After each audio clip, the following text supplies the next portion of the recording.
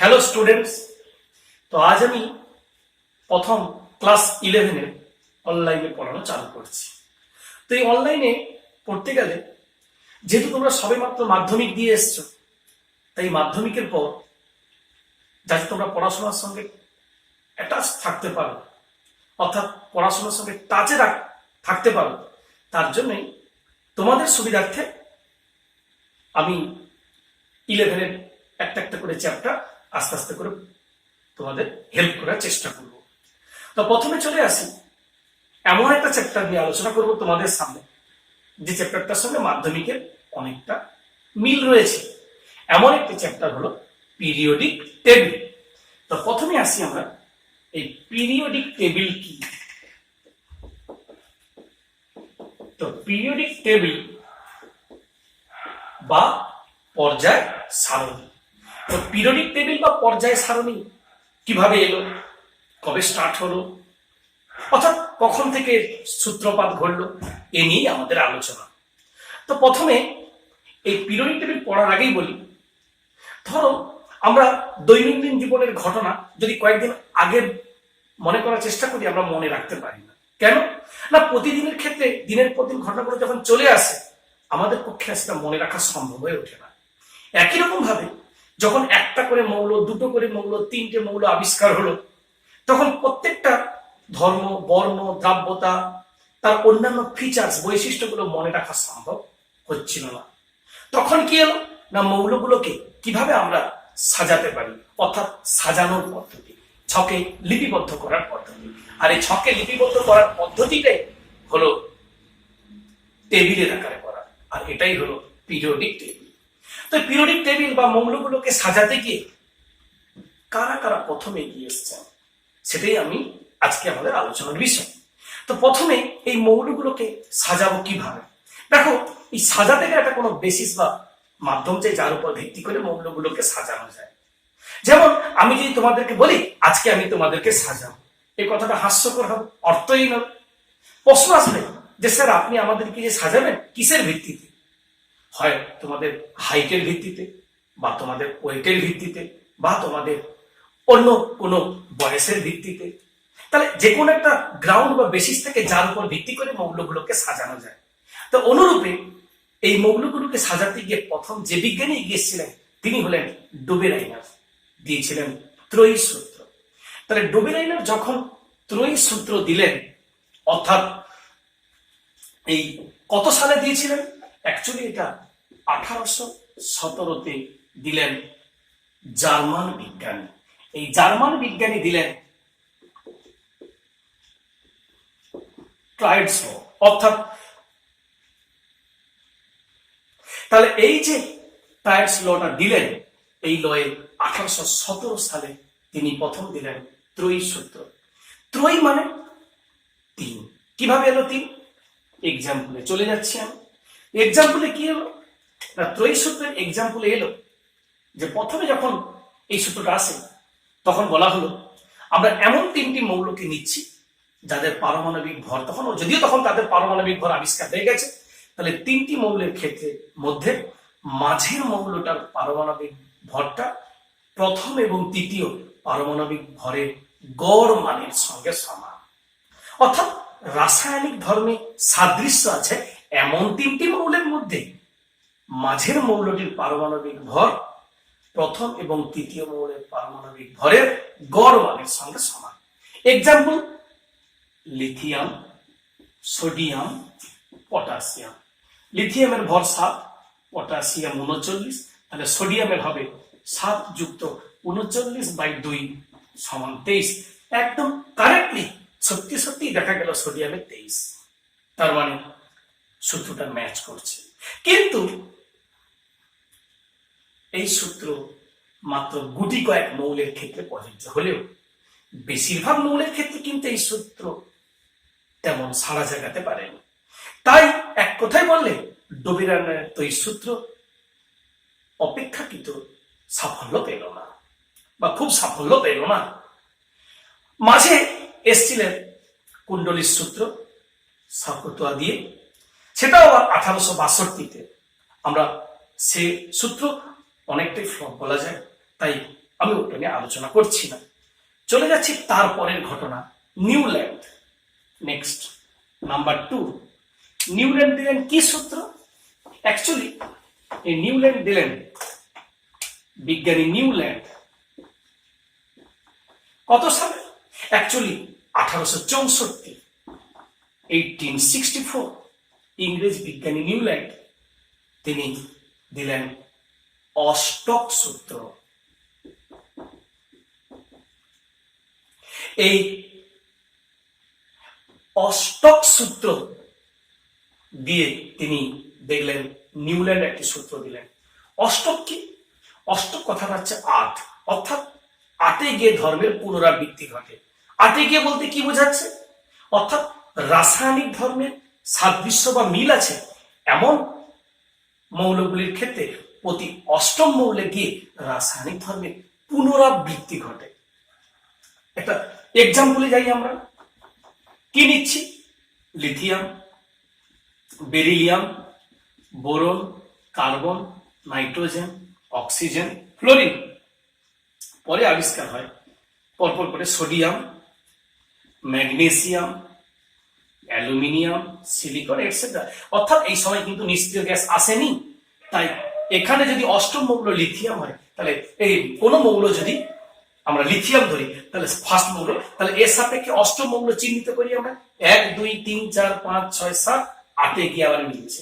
যদি আমরা বোরন দিয়ে আরম্ভ করি তাহলে 1 2 3 4 5 6 7 8 গিয়ে মিলছে। অর্থাৎ ধর্মের সঙ্গে মিল আছে, পরপর উপর থেকে নিচে দিকে গেলে 8 গিয়ে হয় বলে নাম দিলেন অষ্টক সূত্র। বিজ্ঞানী নিউল্যান্ড বললেন এই সূত্রটা সঙ্গীত জগতের ক্ষেত্রে মিল রয়েছে। অর্থাৎ সারেগামা পাধানিসা যে আমরা পাই তাতে সা থেকে শুরু করলে আবার অষ্টমে গিয়ে আবার সা আসে, তার মানে সা থেকে সা 8 গিয়ে মিল হয় বলে বললেন সূত্র সঙ্গীত জগতের সঙ্গে সামঞ্জস্য অনেকটা পূর্ণ। তাহলে এই হলো নিউল্যান্ডের অষ্টক সূত্র। নিউল্যান্ডের অষ্টক সূত্র ডোবেরিয়ানের ত্রয়ী সূত্র অপেক্ষা বেশ কিছুটা পপুলারিটি পেলেও খুব ব্যাপক প্রভাব ফেলতে পারেনি, কারণ সমস্ত মৌলের ক্ষেত্রে এই সূত্র প্রযোজ্য হয়নি। পরবর্তীকালে এলেন বিজ্ঞানী মেন্ডেলিভ। বিজ্ঞানী মেন্ডেলিভ যে সূত্রটা দিলেন, কি সেই সূত্র? বিজ্ঞানী মেন্ডেলিভ এসে দিলেন, তোমরা জানো, পর্যায় সূত্র, পিরিয়ডিক ল। এই পিরিয়ডিক ল বা মেন্ডেলিভ যে সূত্রটা দিলেন এটাকে বলবো পিরিয়ডিক ল বা পর্যায় সূত্র। সবাই জানো, মাধ্যমিকে পড়ে এসছো, বিভিন্ন মৌলের ভৌত এবং রাসায়নিক ধর্মগুলি পারমাণবিক ভর বা গুরুত্ব বৃদ্ধির সঙ্গে সঙ্গে পর্যায়ক্রমে পুনরাবৃত্ত হয়। অর্থাৎ তিনি কি করলেন? সহজ করে বললেন, ক্রমবর্ধমান পারমাণবিক ভরের ভিত্তিতে মৌলগুলোকে সাজালেন, ছোট থেকে বড় ভরের ভিত্তিতে। এটাই হলো মেন্ডেলিভের দেওয়া পিরিয়ডিক ল বা পর্যায় সূত্র। যখন মেন্ডেলিভ পর্যায় সূত্র দিলেন, এই মেন্ডেলিভের পর্যায় সূত্রটা আসে 1869।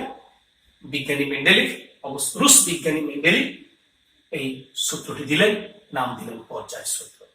পর্যায় সূত্র মেন্ডেলিভের আবিষ্কারের পর, অর্থাৎ ক্রমবর্ধমান পারমাণবিক ভরের ভিত্তিতে মৌলগুলোকে সাজিয়ে তিনি যে ছক বা টেবিলের আকারে লিপিবদ্ধ করলেন তাকেই বললেন পিরিয়ডিক টেবিল বা পর্যায় সারণী। এবং মৌলগুলোকে সাজাতে গিয়ে যাদের তিনি অনুভূমিক ভাবে রাখলেন নাম দিলেন পর্যায়, আর যাদের তিনি উলম্ব ভাবে রাখলেন নাম দিলেন শ্রেণী। এই নিয়েই হলো মেন্ডেলিভের পর্যায় সারণী বা মেন্ডেলিভের পিরিয়ডিক টেবিল। এই মেন্ডেলিভ যখন পিরিয়ডিক টেবিল বানিয়েছিলেন, কটা পর্যায় রেখেছিলেন? 7টি পর্যায়, এবং পর্যায়গুলিকে তিনি সংখ্যা দিয়ে চিহ্নিত করলেন। অর্থাৎ প্রথম পর্যায়, দ্বিতীয়, তৃতীয় এবং সপ্তম পর্যায়। শ্রেণীগুলোর নাম কিভাবে দিলেন? অর্থাৎ শ্রেণীগুলোর নাম কিন্তু উলম্ব বরাবর যাদের রেখেছিলেন মৌলগুলোকে। শ্রেণী মেন্ডেলিভের সময় যখন মেন্ডেলিভ প্রথম স্টার্ট করেছিলেন বলেছিলেন শ্রেণীর সংখ্যা হবে 8, কিন্তু শ্রেণী 8টা হওয়ার পর পরবর্তীকালে নিষ্ক্রিয় গ্যাস আবিষ্কার হওয়ার পর যদিও সেটা শ্রেণীর সংখ্যা 9 দাঁড়ায় পরবর্তীকালে। তো সেইভাবে শ্রেণীগুলোকে কিন্তু তিনি রোমান হরফে নাম দিলেন। কিরকম? ক্যাপিটাল রোমান হরফে 1 থেকে 8 পর্যন্ত 8টা। পরে আমরা আসছি যখন নিষ্ক্রিয় গ্যাস আবিষ্কার হয় শূন্য যদিও মৌল বলে, পরে শূন্য শ্রেণী দিয়ে মোট 9টি শ্রেণী হলো। তবে মেন্ডেলিভের প্রথম স্টার্টিং এ কিন্তু আমরা সাতটি পর্যায়ে 8টি শ্রেণীর কথা পাই। মেন্ডেলিভের যখন পিরিয়ডিক টেবিল আমরা পাই, সেই পিরিয়ডিক টেবিলে আমরা পর্যায় এবং শ্রেণী নিয়ে বললাম। মেন্ডেলিভ যখন পিরিয়ডিক টেবিল আবিষ্কার করে পপুলারিটি হয়েছিলেন, অর্থাৎ মেন্ডেলিভ তখন অনেকটা এই মেন্ডেলিভের পর্যায় সূত্র যখন অ্যাকসেপ্টেড হলো, তখন কিন্তু অন্যান্য বিজ্ঞানীরা যারা ব্যর্থ হয়েছিলেন সকলে মিলে চেষ্টা করলেন মেন্ডেলিভের খুঁত বা ত্রুটি বা ডিফেক্টস বের করার, অর্থাৎ মেন্ডেলিভের পর্যায় সারণীর ত্রুটি বের করার চেষ্টা করলেন। এই ত্রুটি বের করতে গেলে, অর্থাৎ আমরা এখন পড়বো মেন্ডেলিভের পর্যায় সারণীর ডিফেক্টস বা ত্রুটি কি, কিভাবে সেটা সংশোধন হলো, মডার্ন পিরিয়ডিক টেবিল বা ল কি। তার আগে একটা জিনিস আমরা পড়ে নিই, মেন্ডেলিভ যে পিরিয়ডিক টেবিলটা দিয়েছিলেন, অর্থাৎ ডেসক্রিপশন বা বর্ণনা, তাহলে description of Mendeleev periodic table. এক কথায় আমরা চলে যাচ্ছি ডেসক্রিপশন। এই ডেসক্রিপশন বা বর্ণনা কি? অ্যাকচুয়ালি মেন্ডেলিভ যে 7টা পর্যায়ের কথা বলেছিলেন, তার মধ্যে প্রথমটার নাম দিয়েছিলেন ফার্স্ট পর্যায় বা ফার্স্ট পিরিয়ড। এই পর্যায়ে মৌলের সংখ্যা বলেছিলেন দুটির মধ্যে হাইড্রোজেন আর হিলিয়াম, অর্থাৎ ফার্স্ট মৌল হলো হাইড্রোজেন এবং এই পর্যায়ে লাস্ট মৌল হলো হিলিয়াম। এবার চলে আসি সেকেন্ড পিরিয়ড বা দ্বিতীয় পর্যায়, তবে এটাকে তিনি বলেছিলেন ভেরি শর্ট পিরিয়ড, কম মৌল, নাম বাংলায় প্রথম হ্রস্ব পর্যায়। এরপরে চলে আসি এই পর্যায়ের মৌলের সংখ্যা 8টি। স্টার্টিং হবে লিথিয়াম থেকে, শেষ হবে নিয়নে গিয়ে। এই 8টি মৌল প্রকৃতিতে খুব বেশি করে পাওয়া যায় বলে নাম দিলেন আদর্শ মৌল বলে। একে বললেন ফার্স্ট শর্ট পিরিয়ড, প্রথম হ্রস্ব পর্যায়। থার্ড পিরিয়ড, এই পর্যায়ের মৌলের সংখ্যা 8টি। এখানে যে মৌলগুলো রয়েছে, স্টার্টিং মৌল সোডিয়াম এবং অন্তিম মৌল হলো আর্গন। এখানেও 8টি মৌল, আদর্শ মৌল এই থার্ড পর্যায়। এটার নাম বললেন সেকেন্ড শর্ট পিরিয়ড, দ্বিতীয় হ্রস্ব পর্যায়। চলে আসছি আমরা ফোর্থ পিরিয়ড, অর্থাৎ চতুর্থ পর্যায়।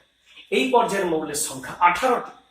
এই 18টি যে মৌল, এর মধ্যে কি রয়েছে ভাগ করলে আমরা পাই 8 যুক্ত 10, অর্থাৎ আগের মতো 8টি আদর্শ এবং 10টি সন্ধিগত।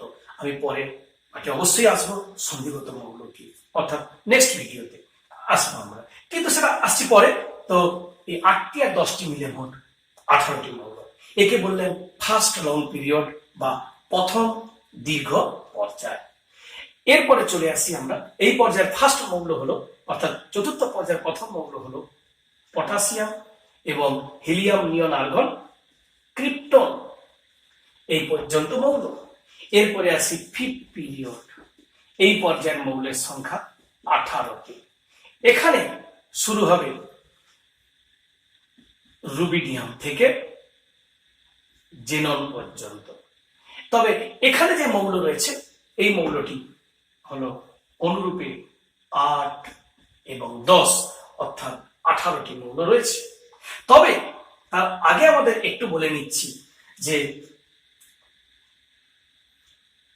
এই যে 18টি মৌল, এখানেও কিন্তু 8টি আদর্শ আগের মতো, 10টি সন্ধিগত। তবে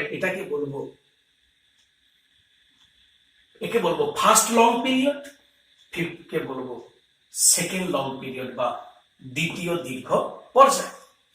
এরপরে আসছি সিক্সথ পিরিয়ড। এই পর্যায়ের মৌলের সংখ্যা 32। এখানে স্টার্ট হবে hydrogen, lithium, sodium, potassium, rubidium, তারপরে সিজিয়াম, সেখান থেকে হবে রেডন পর্যন্ত। এখানে 32টি মৌল, ভাঙলে 8, 10 এবং 14, অর্থাৎ 8টি আদর্শ, 10টি সন্ধিগত, 14টি বিরল মৃত্তিকা মৌল। আসবো আমরা পরের পাঠে। তো এরপরে আসছি আমরা 7। একে বললেন ভেরি লং পিরিয়ড বা অতি দীর্ঘ পর্যায়, এবং 7 এই পর্যায়ে মৌল সংখ্যা তখন ছিল কম, 19। উনি বলেছিলেন এটাও একদিন 32 হবে, তবে এর মৌলের সমাপ্তি করে যাননি, বলেছিলেন এটি একটি অসম্পূর্ণ পর্যায় বা ব্রেকিং পিরিয়ড, এই অসম্পূর্ণ পর্যায়ের মৌল হবে। তবে মেন্ডেলিভ যখন এই পিরিয়ডিক টেবিলে স্টার্ট করেছিলেন মাত্র 63টা মৌল নিয়ে স্টার্ট করেছিলেন। যখন সমাপ্ত করলেন 105-এ এসে সমাপ্ত হলো মেন্ডেলিভের সময়। এদের মধ্যে প্রাকৃতিক এবং কৃত্রিম মৌল নিয়ে মোট 105 এটাই হলো। কিন্তু মেন্ডেলিভ ভবিষ্যৎবাণী করে গিয়েছিলেন, বলি তো যদিও কয়েকটা মৌলের সম্পর্কে ভবিষ্যৎবাণী করে গিয়েছিলেন, তোমরা মাধ্যমিকেও জেনেছ, তবে উনি বলে কথা বলে গিয়েছিলেন এখানে মৌলের সংখ্যাও 32 হবে। আজ সেই ওনার চিন্তা ভাবনা সফলতা হয়েছে। আজ 118 মৌল আবিষ্কৃত হয়ে পিরিয়ডিক টেবিল সম্পন্ন হয়েছে। তো আসি আমরা এই মেন্ডেলিভের দেওয়া পিরিয়ডিক টেবিলের ডেসক্রিপশন বা বর্ণনা আমরা করলাম, অর্থাৎ মেন্ডেলিভ কি কাজ করেছিলেন। কিন্তু মেন্ডেলিভ যখন পিরিয়ডিক টেবিল আবিষ্কার করে বিজ্ঞান জগতে সাড়া ফেলে দিয়েছিলেন, যখন বিজ্ঞান জগতে পপুলারিটি পেয়েছিলেন, ঠিক সেই সময় এলো নতুন এক প্রবলেম। কি? ওনার পিরিয়ডিক টেবিলের খুঁত বা ডিফেক্টস বা ত্রুটি বের করার চেষ্টা করলেন। সেই খুঁত বা ডিফেক্টস বা ত্রুটি কি, অর্থাৎ মেন্ডেলিভের পর্যায়ে সারণীর ত্রুটি কি ছিল, ডিফেক্টস কি ছিল। তো আমরা সেখান থেকে আসি সেই ডিফেক্টস বা ত্রুটি কি ছিল। সেই ত্রুটি বলতে গেলে আমাদের প্রথমেই আসে নাম্বার 1, 1 নম্বর হাইড্রোজেনের অবস্থান নিয়ে। কেন হাইড্রোজেনের নিয়ে কি প্রবলেম হলো? হাইড্রোজেনের একটি পরমাণু, তাহলে একটি যদি মৌল হয় একে আমরা একটা ঘরে স্থান দিয়েছি, অর্থাৎ মেন্ডেলিভ তাই করেছিলেন। কিন্তু প্রবলেম হলো আইসোটোপ আবিষ্কার হওয়ার পর ধারণাটা বদলে গেল। আইসোটোপ আবিষ্কার হওয়ার পর জানা গেল যে হাইড্রোজেনের যে ভর একটা নির্দিষ্ট নয়, 3 ধরনের হাইড্রোজেন পাওয়া যায়, অর্থাৎ প্রোটিয়াম, ডয়টেরিয়াম, টিউট্রিয়াম, এই 3টি মৌল।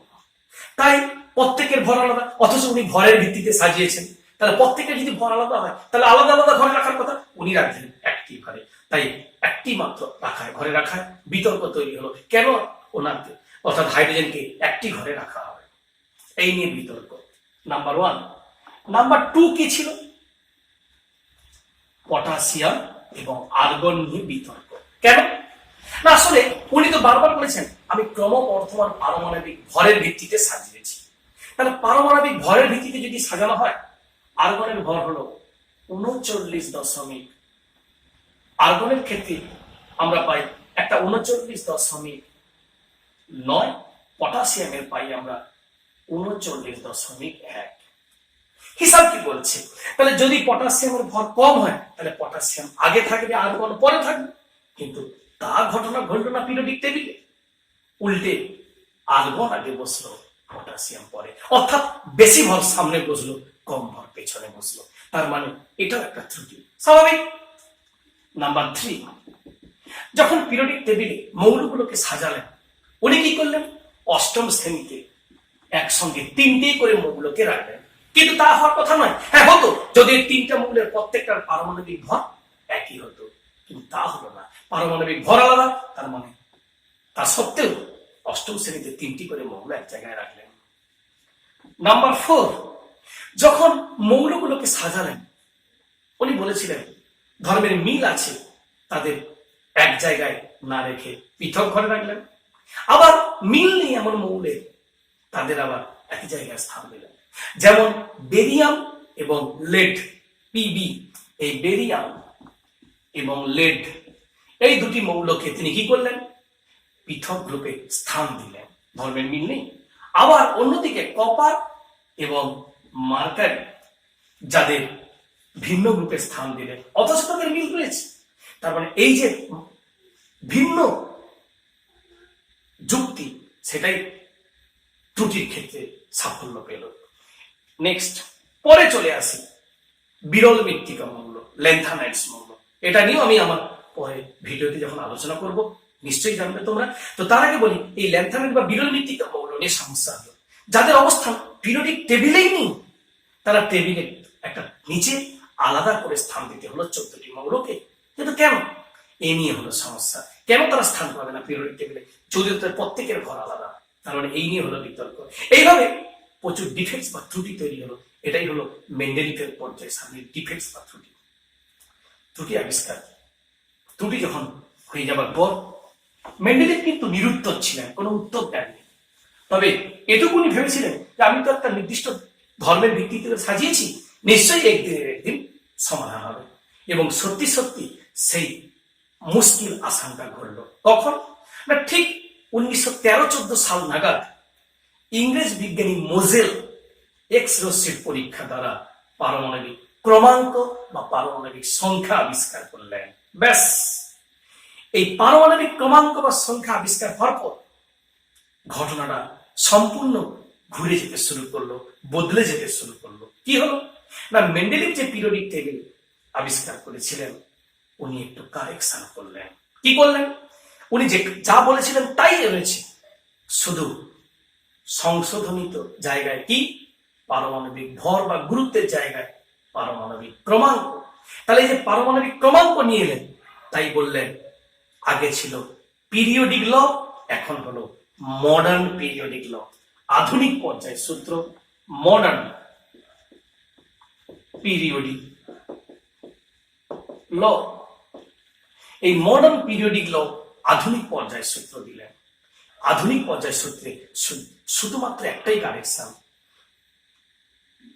ভিন্ন মৌলের ভৌত এবং রাসায়নিক ধর্মগুলি পারমাণবিক ক্রমাঙ্ক বৃদ্ধির সঙ্গে সঙ্গে পর্যায়ক্রমে পুনরাবৃত্ত হয়।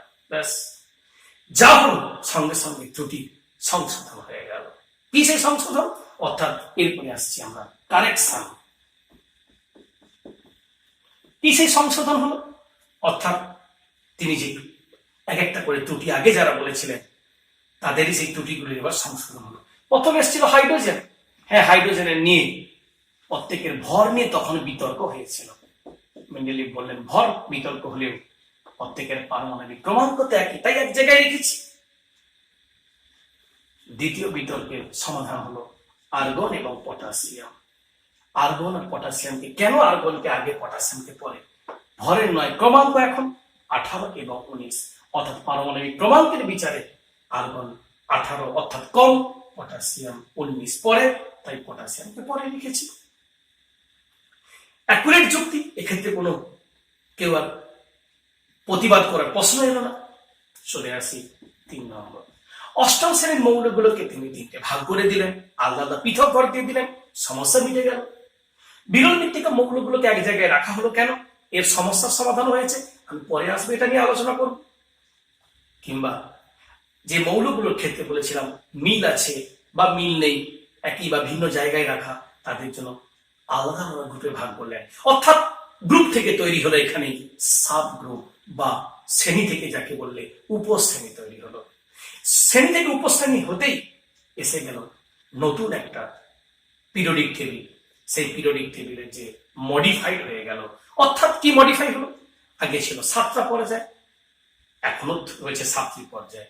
আগে ছিল 9টি শ্রেণী, চেঞ্জ হয়ে কিন্তু সেই 9টির জায়গায় এখন এসে গেল 18টা শ্রেণী। কিভাবে 18টা এলো? অর্থাৎ এসে গেল মডার্ন পিরিয়ডিক টেবিল। এই মডার্ন পিরিয়ডিক টেবিল যাকে পরবর্তীকালে বলা হলো লং পিরিয়ডিক টেবিল বা দীর্ঘ পর্যায় সারণী। তো দীর্ঘ পর্যায় সারণীতে এই বা মডার্ন পিরিয়ডিক টেবিলে আমরা কি পেলাম? অ্যাকচুয়ালি পেলাম আমরা পর্যায় 7, শ্রেণী হলো 18। এই শ্রেণী 18 ভাগে প্রথমে কি এলো? ভাগ কিভাবে এলো? আমরা প্রথমে যে ভাগটা এলো বলা হয়েছিল 1 থেকে 7, এটিকে দুটি ভাগ এ আর বি। তাহলে এই নিয়ে মোট কত হবে? 14টা। 7টাকে 7 এ 7 বি, 8 এ 1 এ 1 বি, 14টা। 8 কে ভাগ হলো 3টি, 17 শূন্য শ্রেণী, ওটা হলো একটি। এই 18 হিসাব 18টা শ্রেণী। নামকরণ কেমন হবে? নামকরণ করা হলো নতুন ভাবে, অর্থাৎ বলা হলো 1A থেকে 8A, 1B থেকে 8B। কিন্তু প্রথম কোন দিক থেকে স্টার্ট হবে, আগে না পরে, কি বৃত্তান্ত? এ নিয়ে মাঝে একটা পরিবর্তন হয়, পরিবর্তন হওয়ার পর যেটা ফাইনালি দাঁড়ানো সেটাই আমি বলছি। সেটা দাঁড়ালো কি না, প্রথমে দাঁড়ালো 1A, তারপরে দাঁড়ালো 2A, তারপরে দাঁড়ালো 3B করে 8B, 1b 2b, তারপরে আসবে 3a, লাস্টে আসবে 8a। এই নিয়ে মোট 18টা শ্রেণী। এই এ বি এর ভাগ, মাঝে একটু পরিবর্তন ছিল অন্যরকম, তারপরে এই ভাগটা ফাইনালি গেল। এ বি দিয়ে মোট 18টা শ্রেণী। এই হলো মেন্ডেলিফের পর্যায় সারণী কারেকশন হওয়ার পর লং পিরিয়ডিক টেবিল বা দীর্ঘ পর্যায় সারণী। তাহলে আমি আমার এই পিরিয়ডিক টেবিল যে চ্যাপ্টারটা আজকে আলোচনা করলাম, এটা হলো এর ফার্স্ট পার্ট। এই ফার্স্ট পার্টে আমরা এটা আলোচনা করলাম। এর সেকেন্ড পার্টে আমরা এই স্টার্ট করব আমরা লং পিরিয়ডিক টেবিল বা দীর্ঘ পর্যায় সারণী, তার কি ফল্ট, তার কি ত্রুটি, সেখানে আমরা কি পাচ্ছি বা তার কি কোনো প্রবলেম আছে কিনা, এ নিয়ে আমরা এগুলো নিয়ে আলোচনা করব এবং তার ফিচার্স বা ক্যারেক্টারিস্টিক্স বা বৈশিষ্ট্য নিয়ে। তোমার এই পার্টে যদি, অর্থাৎ পার্ট 1-এ বা এই ফার্স্ট পার্টে যদি কোনো প্রবলেম থাকে বা কোনো কোশ্চেন থাকে, তবে তোমরা অবশ্যই আমাকে কমেন্টে জানাবে। আর আমি আমার পরের পার্টটা নেক্সট ভিডিওতে আপলোড করে তোমাদেরকে সামনে আমি আবার আসবো। Thank you.